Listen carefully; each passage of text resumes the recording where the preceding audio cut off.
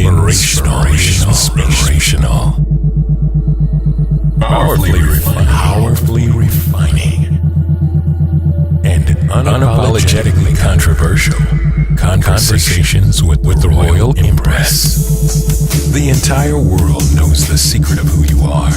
Now is the time to step into your queendom and become the Royal Empress that you're meant to be. One woman at a time. Conversations with the Royal Empress. Now Akila, she's the analytical Empress. Akima, she's the Empress that will challenge you. And Lakashay Nadira, she's the Empress who tells it like it is. Now, straighten up your crown and be elevated through conversations. Conversations with the Royal Empress.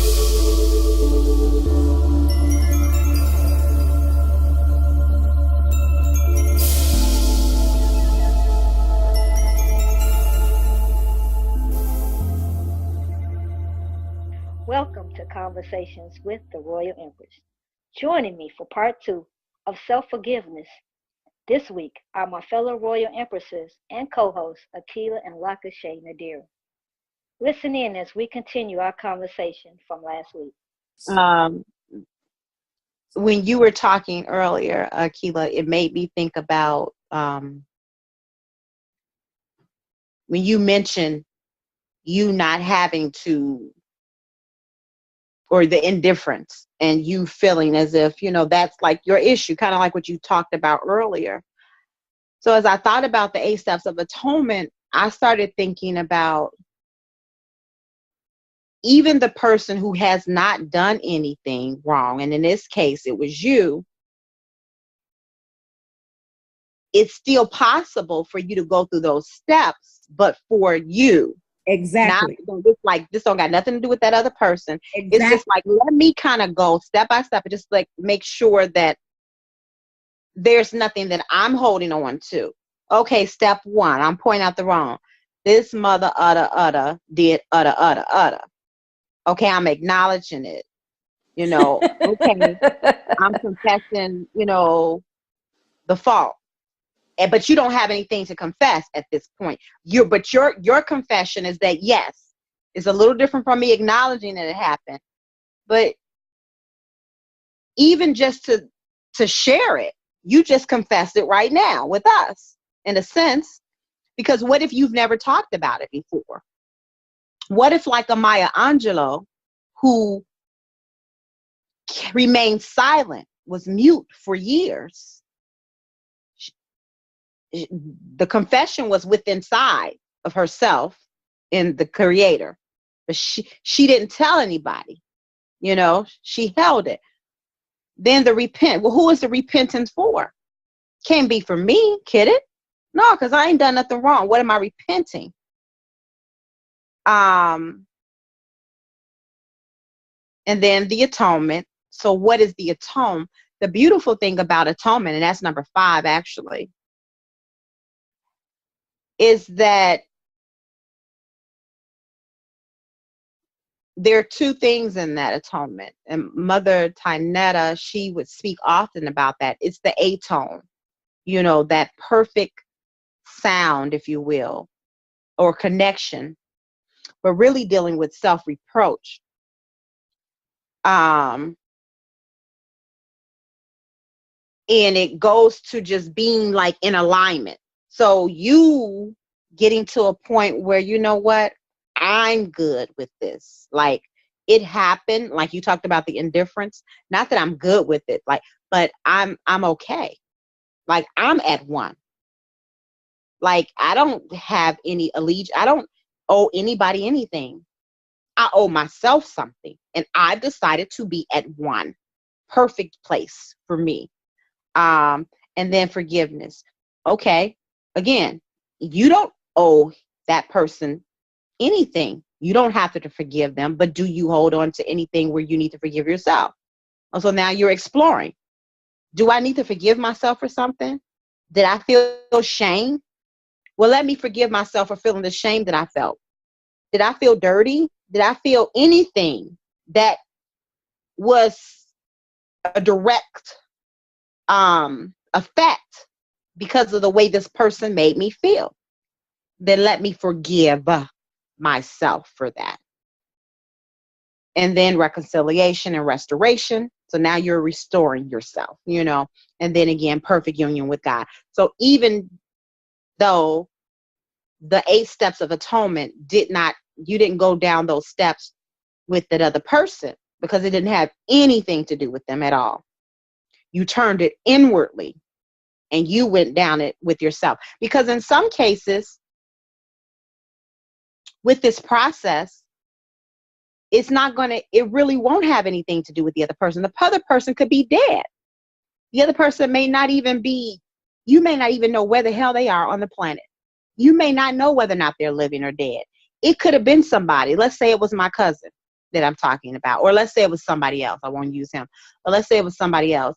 And let's say they live somewhere else. I didn't even know. I'll never run into them ever again. But it was something that it was internal with me and it bothered me. Then I had to go through those steps with myself. And I think that's the beautiful thing about this process, is that it allows anybody, no matter what side of the coin they're on, whether it be heads or whether it be tails, it still allows for them to go through the process and derive at the last step, which is perfect union with God. I just want to point one thing out, though, in terms of when you say, well, you didn't do anything wrong. The problem is that sometimes people who experience stuff like that do feel like they did something wrong. Oh, yeah, definitely. And even though you didn't, but that's what you have to reconcile in your mind, is that you didn't do anything wrong and you didn't do anything to cause it, and you didn't do anything at all. And I think that that's where sometimes that guilt lies, or sometimes people feel responsible. Children will feel responsible for something like that because they'll feel like they caused some kind of conflict in their family, like when they say something about it. And so now you feel like you've ruined something or whatever. So you do have to go through that process to forgive yourself. And I think the acknowledgement of the wrong is acknowledging that you didn't do wrong. Right. Yeah, that makes sense. That makes perfect sense. And so we do have to do that. And I think that is definitely part of that process. So when you say you got to admit the wrong, you got to admit it, but then you got to examine it. Yeah. Yeah. Admit, examine. Huh. Yeah. Because it's not your wrong. And so you got to put it where it actually belongs. But again, that's why self-forgiveness is important. And I think that's even that whole thing about self first, then others. You do have to take care of yourself. And because here's the thing, even if I say I did you wrong, right? And I come to you and apologize because I want to clear my conscience or I want to do whatever. And you say, I don't accept your apology. I don't forgive you. Then what do you do with that? You still have to learn to forgive yourself. Yeah. Whether that person accepts your apology or not. Right, because it kind of goes back to, I think Dr. Hakima pointed this out earlier, or it might have been you. It's like, okay, just because that person did not acknowledge it and receive it, are you going to hold on to that?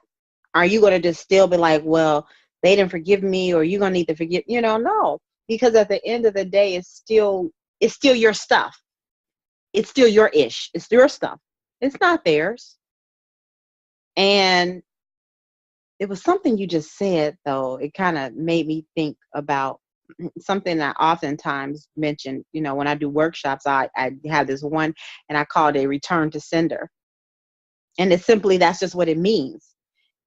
When mail comes to your house, it does not even have your name on it. Do you know that it's a federal offense to open it? To open somebody else's mail, okay? The Postal Service will be at your door. But if it's not yours, return it to sender. So you simply put on the mail, return to sender. That's what I've been taught since I was a little girl. You stick it back out there on the mailbox, tuck it tightly in between. When the mailman comes and does his rounds the next day, he'll take it, he'll see it, and he'll put it back in his bag, and he'll take it to who it belongs to. And so when we get things that don't belong to us, the problem is that we want to open up the dang on mail. It didn't have your name on it. Why are you meddling in somebody else's business? Why are you taking their stuff on? It's not yours. So if it's not yours, get it up off of you. Don't even allow it. And at this times we'll open something up and we'll open up a can of worms or rats. We'll open up a big old surprise and it will cost us severely. And it'll be that something that we won't be able to close back. It's like that box. Y'all remember that? I don't know if you guys had one of those boxes growing up, the thing that you would wind up. You know, it was like a music box and it made that sound. Yeah, I know what you're talking about. Yeah, and then it would just pop up a surprise. I was always terrified of that thing. Oh my God, I would cry. So we don't want to open something up and we can't put it back in the box simply because, you know, we wanted to, I don't know, we wanted to mind somebody else's business and it wasn't ours to mind. Sometimes we feel guilty about doing harm to someone who we feel, how am I trying to say this? Somebody can walk through the door with baggage. And then something that you do can make that person just seem like they just fall apart and it's all your fault. But they had that baggage already. Mm. And you didn't really do anything. Maybe you triggered something. But the one thing we also have to acknowledge as people is that sometimes people come fragile and damaged, and it is not your duty to pay for the sins of other people. Right. So just because somebody has experienced a lot of hardship and a lot of stuff has been done wrong to them and all of that, sometimes we also carry that guilt and we don't want to be another person to add to the garbage, but then we deny ourselves because we're trying not to do something, or we're manipulated into believing that we've caused some harm that we really didn't have anything to do with. So I'm just saying that that as we're talking about this, all this stuff, there is still another side, and there is a part of it where we have to use discernment too when we're out here feeling guilty and when we're seeking forgiveness. Because are you feeling guilty about something and needing to be forgiven for something that you've really been manipulated into believing? So when I talk about somebody's perception too, the perception that you did me wrong, and you're like, well, I don't really see that I did you wrong, is because sometimes you really haven't done anything wrong. Mm. So I just want to put that out there that does happen as well.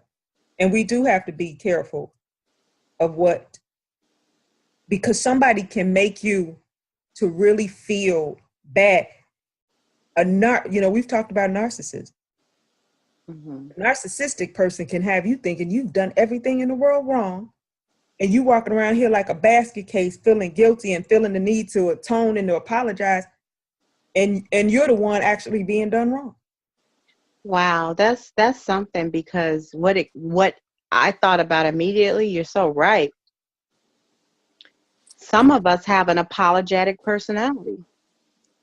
Like we go around apologizing for stuff all the time. I mean, we see this every day. Trust me. Oh, I'm sorry, my bad. I'm sorry.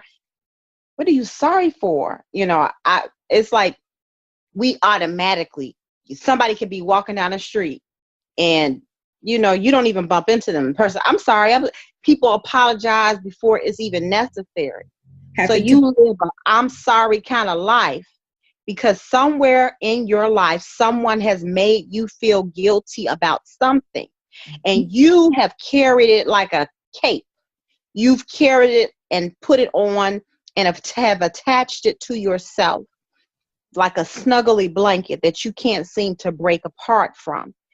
And rebuke you right now. Rebuke it in the name of something. Get it off of you.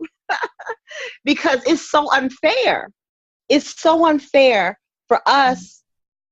And let me just, because I'm switching gears just a little bit, not too much. As a people, we walk around kind of like what you were talking about earlier, Keela. we walk around as a people apologetic for everything. Right. You talked about it. You talked about it from a forgiveness standpoint, where we feel the need to constantly have to forgive people. But we also walk around apologizing for everything, even for other people. We apologize for people that we don't even know. How often have we done that? Seen somebody act a clown or act a fool, and then we come out and we apologize on their behalf to the people, to our oppressors. I'm sorry, Charlie, that you had to see this. Because this ain't me. This is not how I am. So I feel the need to apologize for a whole race of people because of one person. That's not who told you that you have to keep apologizing. What experiences have we had? And this is why this atonement process, it's really a therapeutic process. It's therapy. It is a opportunity for someone, without the maybe assistance of another person, to really go through their self-therapy. And when we as a people for years, 400 and plus years, are so used to being in a position where we either have been forced or have been made to feel some kind of way. And therefore, the result of it is that we have to keep either forgiving somebody that we shouldn't have to, or keep apologizing for something that we did not do. Then it definitely means that we've suffered a great blow or deal of trauma. And if we don't get to the root of it, what happens is that we pass this garbage down to our offspring. And this is why we walk around or we see our children running around scared or running around doing the same thing. I'm sorry. For, it's like, so they repeat the cycle. So we really have to rebuke this spirit. We got to rebuke it in the name of something. I keep saying that. We got to rebuke. I'm serious. We got to rebuke this spirit, because we cannot allow past traumatic spirits and energies to continue to hover around us and have us feeling guilty or apologetic or sorry or forgiving, when that's not even our role. That's not even our place. I was going to tell you, it happened yesterday. So when you were talking about people saying, I'm sorry, I was in the store yesterday. And you know how when you're going down the aisle and you say, excuse me, and the lady immediately says, oh, I'm sorry. And I said to her, and it's funny that you said that, I said to her, I said, you didn't do anything. I said, you don't need to say you're sorry. I just wanted to get past. So, excuse me, okay, that's sufficient. But people do that. So you just reminded me of that when you were talking about that, because it literally just happened. And the ladies, for the first thing she said was, I'm sorry. But we're programmed. Yeah. And it's like, interesting. in the aisle, you were here before I was here. Yeah. I came down the aisle that you were standing in doing your shopping. Your cart is over to the side. Woo. It's not blocking the aisle. You said something really deep right there. You just see, I can't take this forgiveness. I can't take this conversation too much longer. But what you just said is, you said you were here before I was here. Was our people not here before someone came to invade us? Damn. you know what? We continue to apologize. You walking Akila down an aisle that somebody was already there before you got there. And they're saying, I'm sorry. We're living in the hells of North America and all over the planet, where we already, this is ours. We were already here. Someone came and invaded our land, but yet we continue to say, I'm sorry. Listen up, y'all. Come on, we got to take these shackles off. Woo! That's deep, like you said. We got to free ourselves. You know, in our attempt to be humble, we humiliate ourselves. That's what we do. We think that's humility. Oh, I'm sorry, and I got that bad. I said being humble, but really I'm humiliating myself. And people who do that, we don't realize how humiliating. It makes you look weak, you know. So, or it comes. We almost say it come across. It is weakness. You can't be apologizing for something you didn't do. Thanks for sharing that, Akiva, because I need to hear that myself. I'm like, I'm gonna start watching that. I may bump somebody. They may bump me, and I'm assuming that I bumped them, and really they bumped me. So we need to, oh my God, we need to get out of that having that misunderstanding of what humility is.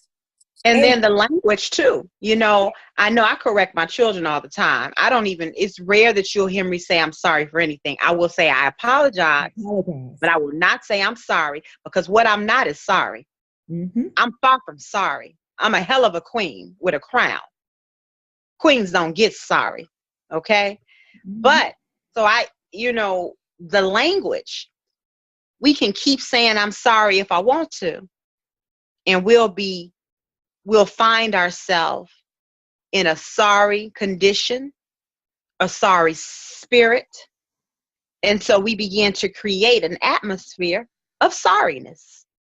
So no, we got to change it up, change up our language. Part of that is why sometimes it's so hard for us to forgive ourselves. Because we're carrying around hundreds of years of guilt for even being here. Woo! Wow. That you find it difficult to even move on, to even let things go, because you've been taught for so long that you don't matter anyway. You're a nuisance. So you're carrying that guilt around. And it's all up in you. You got to let it out. You got to let it go. You have to forgive yourself, because you're apologizing for things that you didn't even do.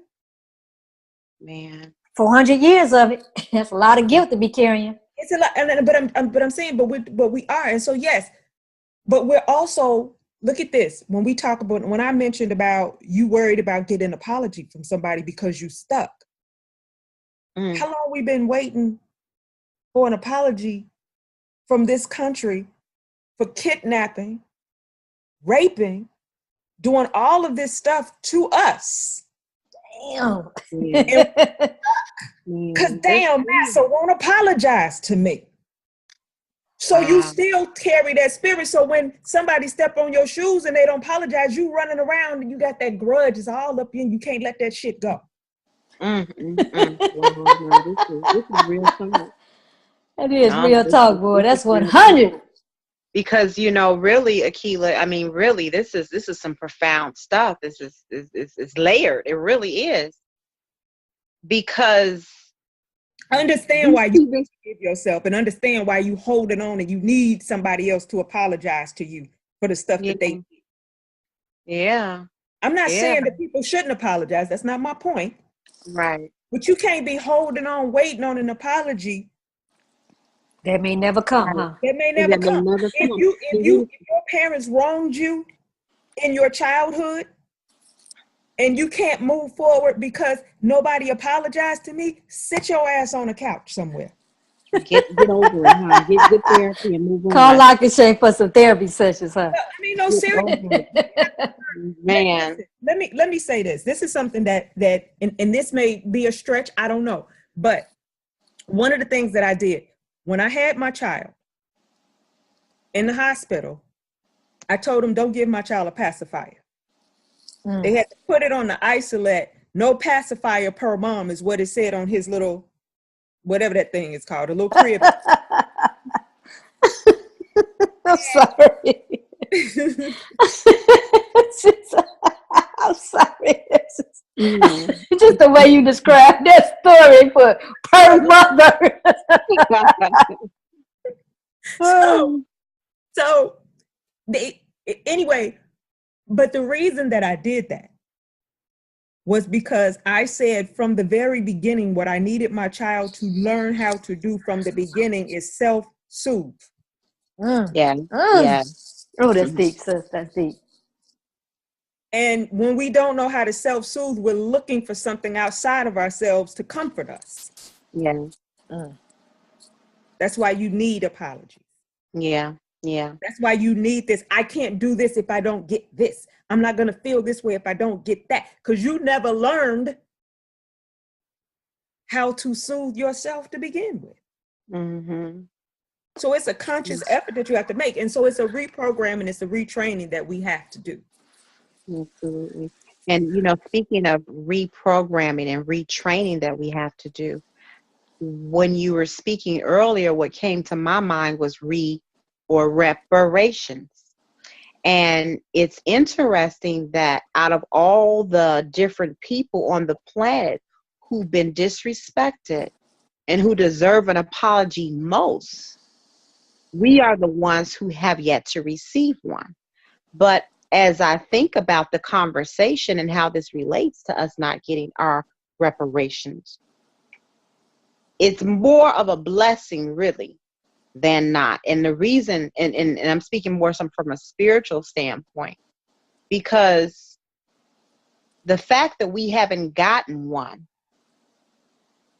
it forces us to the same way with an apology. If I don't get an apology from you, am I going to remain stuck in this condition because you chose not to apologize to me for something that you know that you've done wrong? Master, can you please give me my 40 acres? Master, can you please no, get up and do something for yourself.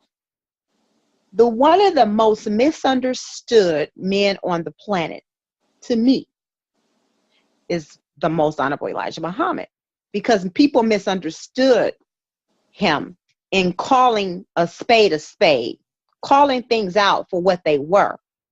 So sometimes people were like, well, why you got to worry about what he did? No, because you need to be clear. You need to know your history. But at the same time, he was not telling his followers to sit around begging people to give them something. No, he said, this is the thing. He did it. You need to know it. We all need to be clear so we can know what it looks like. But now you need to get up, pull yourself up by your bootstraps, and get busy doing something for you. Jews have had reparations. Our Native brothers and sisters have had some sort of reparations. And I can go on and on and on and on and on about people who've had reparations. But the Black man and woman have not had reparations. But you're seeing slowly but surely, you're seeing us rise because we are the cream of the crop. You're seeing the cream rise to the top for the simple fact that we didn't get what we were due.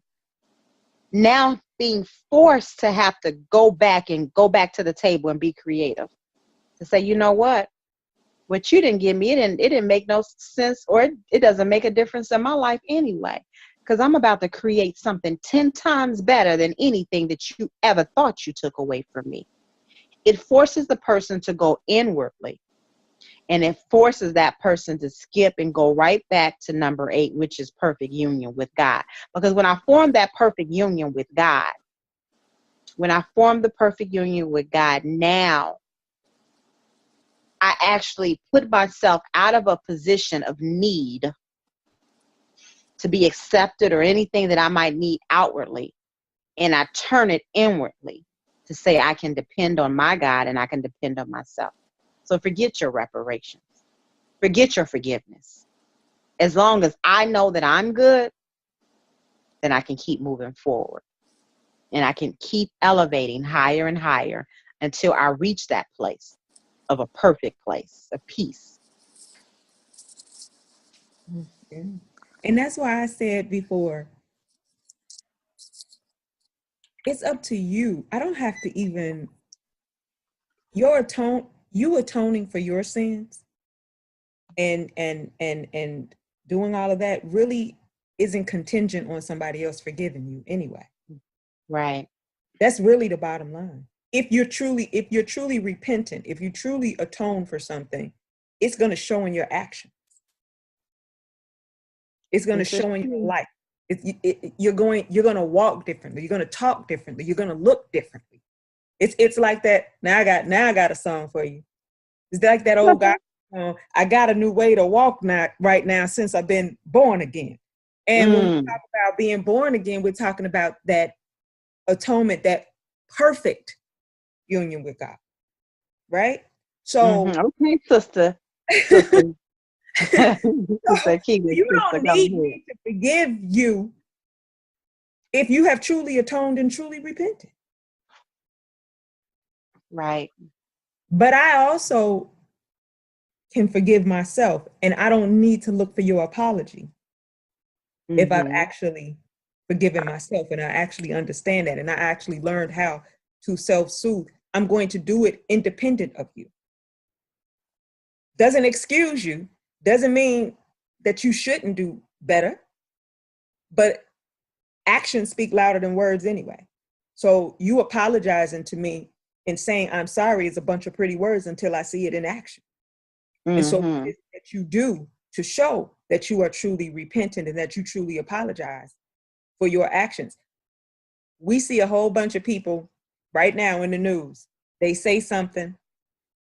Well, I want to apologize. I didn't really mean to sound racist, even though I'm a racist. Right. Oh, I mean, seriously. So apologies can be very empty. That's why the work you have to do has to be inside of you. That's why the self-forgiveness has to happen, because somebody can apologize. So if you're just waiting on somebody's pretty words, that's going to make you feel better. What if they're just saying it to be saying it? What if they're just apologizing to you so that they can get back in your good graces to screw you over again? So we have to understand that the work really begins with us, and we have to be okay with ourselves and whatever we've done, whatever position that we put ourselves in, we have to be okay with us, with or without an apology, and still be careful with the apologies too. So unless I see something different in the way you move and the way you act, snake can apologize. Don't make it not be a snake no more. Teach on that one. All righty then.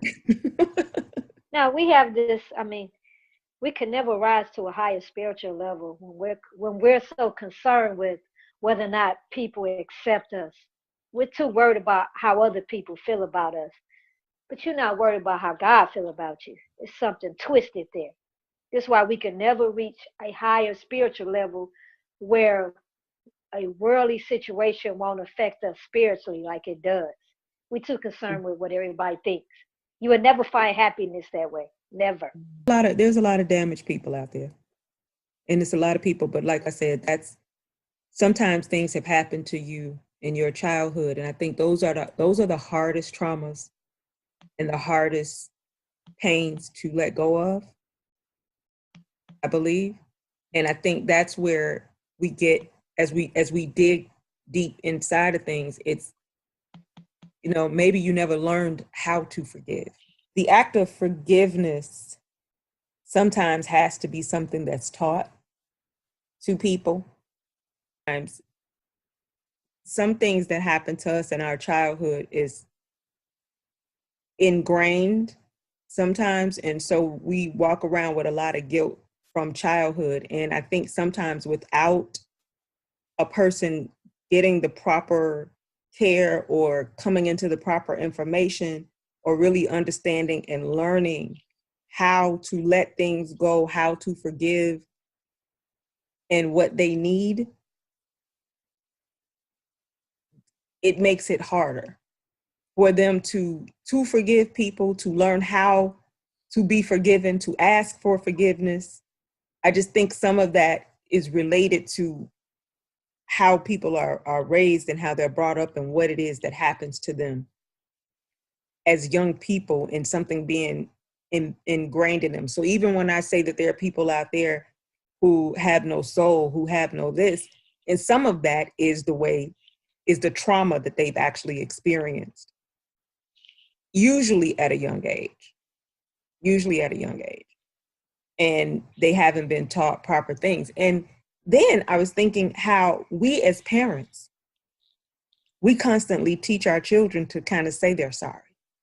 I wanted to go back to that when you were talking about when the children are playing and what do you tell your child?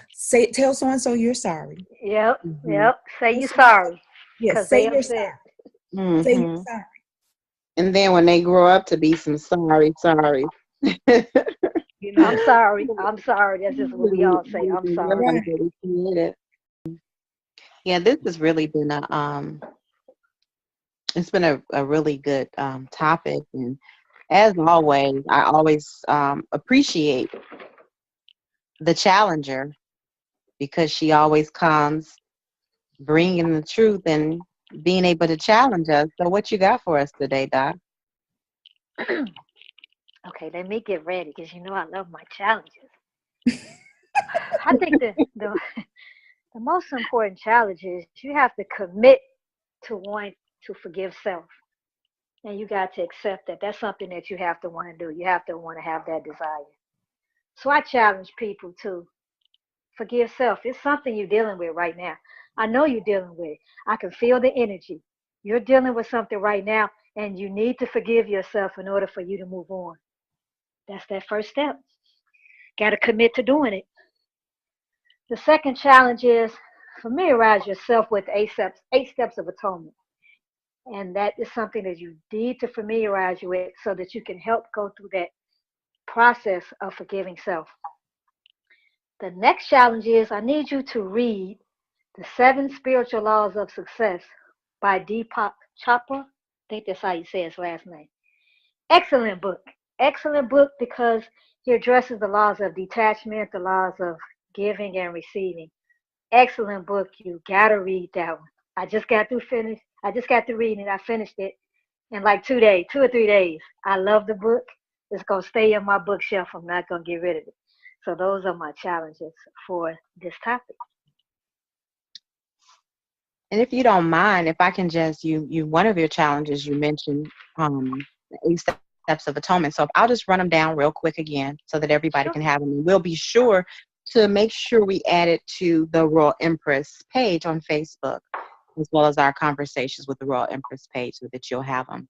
Number 1, point out the wrong. Number 2, acknowledge the wrong. Number 3, confess the fault. And you're confessing that fault to God first and then to the person.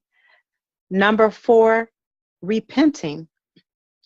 Number 5, atoning. Number 6, forgiveness. Number 7, to reconcile and restore. And number 8 is perfect union with God. Those are the 8 steps of atonement as was given by the Honorable Minister Louis Farrakhan in 1995 at the Holy Day of Atonement, or Million Man March. Excellent. Thank you so much. I know that's a lot to take in, but remember, listeners, this is a process. It's like trying to take a steak and try to eat it all in one bite. You gotta slice it, you gotta cut it up, slice it and dice it, chew it, and then swallow it. So understand that this is not a quick process, and you have to be patient with yourself and with the process. I want to thank you all for joining us this week with Conversations with the Royal Empress. We look forward to you joining us next week for our next topic.